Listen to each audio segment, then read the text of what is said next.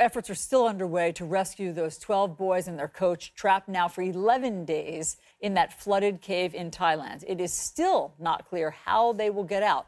Joining us now with his thoughts is Cade Courtley. He's a former Navy SEAL and author of the SEAL Survival Guide. Cade, we really appreciate your service. We appreciate your expertise in this. So listen, we keep talking about how the clock is ticking, that time is of the essence. How much time do you think authorities have to figure out how to get these boys out? Well, let's assess this situation that we have right now. We found them. They have food. They have water. They have shelter. There are no major medical issues or injuries.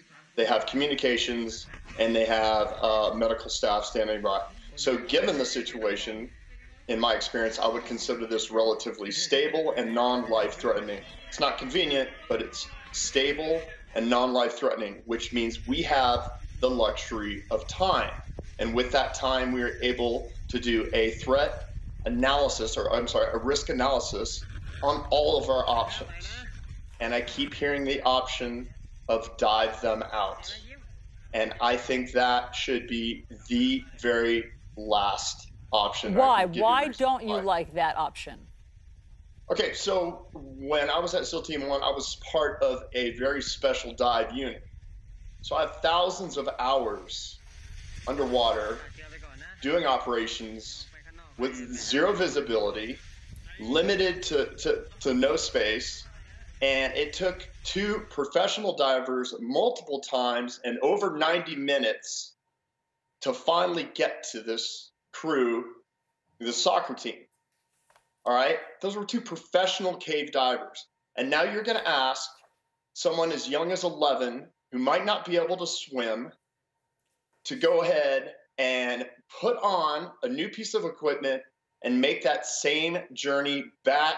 That's going to take at least 90 and more likely 2 hours to get back through that situation after the 10+ days they've endured of exhaustion, fear, this and that. And by the way, you're going to put something on and breathe underwater for the first time and you have a hard time swimming. There are so many ways that can go wrong.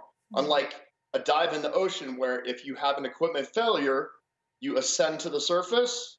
That doesn't happen in these tunnels. But listen, and it's just asking way too much. Yeah, I appreciate that's a really good perspective that you have, and it's obviously chilling. But the problem is that the weather could turn. I mean, I know you say that the situation is stable, and that's comforting to hear. But it is monsoon season. The weather could change. The weather is predicted to change. And what if the cave starts flooding again? Allison, if in 2018, given the huge team of experts that we have on the ground there, if they can't figure out a way to divert, dam, and shore up any additional water from entering a cave entrance and utilize some of the pumps that we have in this world that can be airlifted in there within an hour that have the ability of removing over 1,000 gallons of water a minute. If we can't do that in 2018, and we're saying diving is our best option, that's a problem.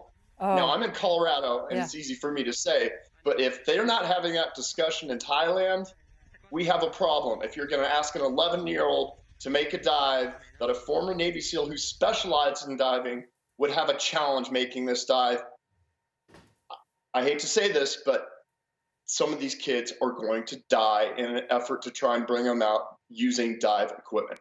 Well, Cade, you just could not be stating it any more plainly and sounding the alarm here. And we hope and have faith that people with this expertise are on the ground there to figure out how to get them out some other way. Cade Courtley, thank you again very much for your service. Happy 4th of July to you.